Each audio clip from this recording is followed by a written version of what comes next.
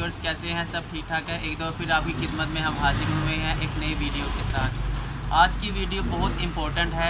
आज की वीडियो का unवान है पावर, वोल्टेज और करंट। आज इंशाल्लाह आपको मैं ये बताऊंगा कि पावर और वोल्टेज और करंट का आपस में क्या ताल्लुक़ है और ये क्या क्या चीज़ें होती हैं। आप सब जानते हैं कि हमारी जो न्यू जनरेशन आ रही है उसको बहुत मुश्किल पेश आती है।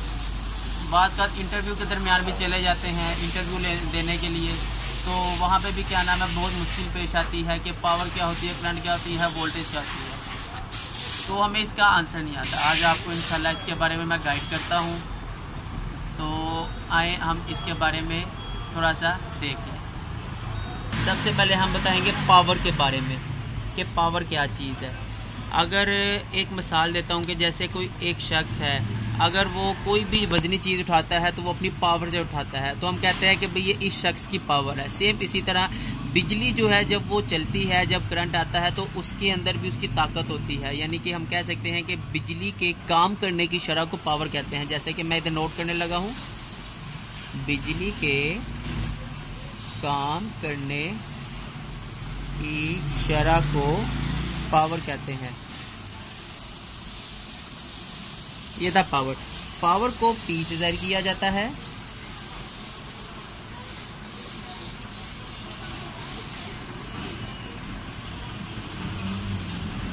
और पावर का यूनिट वाट होता है। इसको W से जाहिर किया जाता है। और अब हम इसके बाद बताएंगे वोल्टेज के बारे में। वोल्टेज क्या चीज़ है? वोल्टेज इलेक्ट्रॉन्स के दबाव को वोल्टेज कहते हैं। अब आप लोग का क्वेश्चन ये होगा कि इलेक्ट्रॉन्स क्या हैं? इलेक्ट्रॉन्स एक चार्ज है। एटम के अंदर 3 किस्म के चार्ज होते हैं, इलेक्ट्रॉन्स, प्रोटॉन्स और न्यूट्रॉन्स। इलेक्ट्रॉन्स जो होते हैं ये एटम के बैरूनी शेल के अंदर जो गर्दिश करते रहता है, इन पर नेगेटिव चार्ज होता है। और इन इलेक्ट्रॉन्स को अगर किसी फोर्स से दबा दिया जाए, फोर्स को कहते हैं EMF, इलेक्ट्रोमोटिव फोर्स। इस फोर्स को दबा दिया जाए तो वो वोल्टेज बन जाते हैं।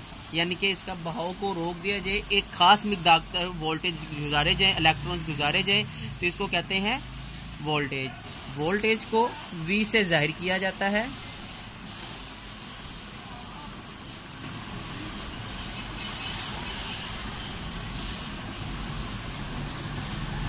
ठीक है। और अब हम करते हैं करंट के बारे में। करंट कि ये करंट क्या चीज़ है। हमने पढ़ा था इलेक्ट्रॉन्स के दबाव को वोल्टेज कहते हैं। सेम इसी के ऑपोजिट है, इलेक्ट्रॉन्स के बहाव को करंट कहते हैं। इसकी इकाई एम्पेयर होती है, जिसको A से जाहिर किया जाता है। जी, ये मैंने आपके सामने पेश की पावर, वोल्टेज और करंट। ये इसकी है डेफिनेशन। अब मैं आपको इसको बताऊंगा कि इन तीनों पावरों को कैसे यूज़ किया जाता है, तीनों इकाइयों को कैसे यूज़ किया जाता है। इसको मद्देनजर रखने के लिए हमें एक फार्मूला याद होना चाहिए, जिसको हम पावर का फार्मूला भी कहते हैं। P = VI। P = V/I, यानी कि पावर बराबर होते हैं वोल्टेज और करंट के। इस चीज़ फार्मूले को मद्देनजर रखते हुए हम अपने घर के अंदर की पावर, वोल्टेज और करंट आसानी से मालूम कर सकते हैं। हमें सिर्फ 2 वैल्यू का पता होना चाहिए। हमें इस चीज़ का तो पता है कि हमारे पास वोल्टेज घरों में सिंगल फेज़ हो तो 220 होते हैं, अगर 3 फेज़ हो तो 440 वोल्ट होते हैं। ये तो हम सबको कंफर्म है। लेकिन अब रही करंट और पावर की बात। अब किसी भी चीज़ की हमने करंट मालूम करने की, इस सर्किट में से कितनी करंट गुजर रही है, तो हमें उस सर्किट की पावर का पता होना चाहिए, पता होना लाजमी है। ठीक है। अगर इसी तरीके से अगर हम करंट मालूम करना चाहते हैं तो हमें उस चीज़ की पावर का पता मालूम होना चाहिए। अगर हम पावर मालूम करना चाहते हैं तो उस चीज़ की हमें करंट का मालूम होना चाहिए। अब एक मिसाल के तौर पर हमारे पास एक इस्त्री है, वो होती है 1000 वाट की, यानी कि इसकी हमें पावर का पता है। वाट पावर की इकाई है, इसकी हमें पावर का पता है तो हम इसकी करंट यानी कि ये मालूम कर सकते हैं कि ये इस्त्री कितनी करंट लेती है। जैसे कि according to power law P is equal to VI, हमें पता है कि सिंगल फेज है तो 220 वोल्ट होंगे। करंट मेरे पास कितनी है हमने मालूम करनी है, पावर मेरे पास कितनी है 1000 वाट।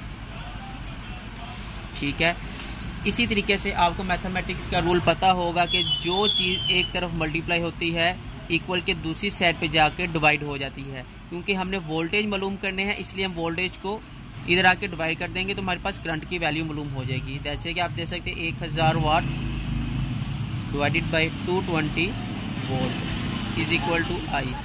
अब हम इसकी कटिंग करते हैं तो ये तकरीबन आ जाएगी 4.5। I is equal to 4.5 ampere.